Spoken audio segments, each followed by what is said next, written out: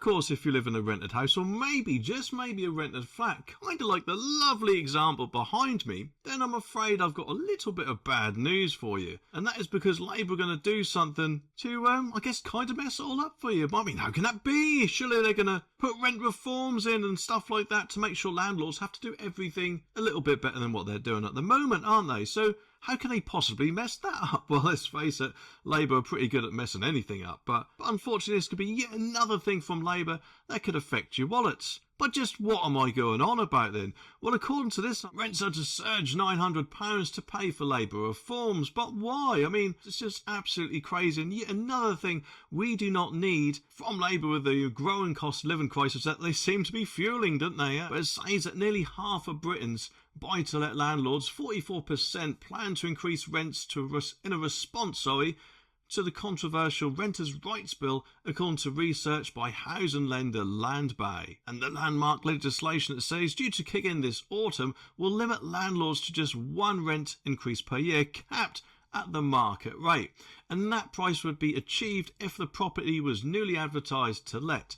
Now, yes, of course, as far as I'm aware, landlords can only actually put the rent up once every 12 months or so, but presumably they could have put it up to whatever they want. Now they're going to be limited by that. And, don't get me wrong, I'm not trying to side with the landlords or anything like that, but to be honest, it kind of makes me wonder.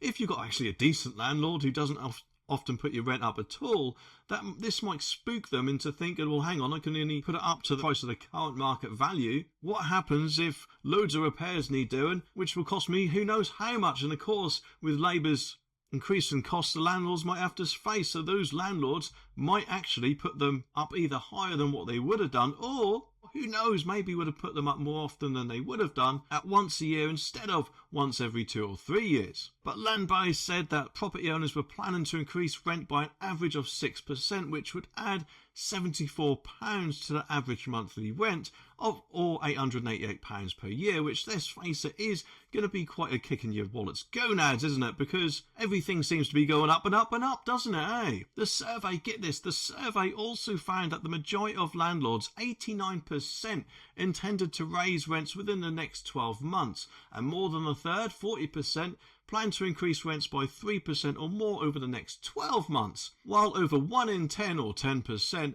said they did not intend to put up rents at all. And those landlords, they must be absolute legends, because let's face it, as I said earlier, putting up rent is the last thing we all need, isn't it? But just what is this Renters' Rights Bill going to actually have in it? Well, the Renters' Rights Bill will introduce new protections and rights for the 11 million private tenants in England by reforming the current system of renting, and an end of the fixed-term tenancies. Longer notice periods and restrictions on rent increases will give tenants more rights and landlords less control over how they manage their property and buy-to-let businesses. And the bill apparently is currently being scrutinised by the House of Lords, which who knows how long that's going to take with the amount of ping-ponging they do between them and the Commons. But the government aims for the reforms to receive royal assent by summer 2025, with implementation expected between October and December this year. But just what they all said about it, while the National Residential Landlords Association, the NRLA, argued that the bill could force landlords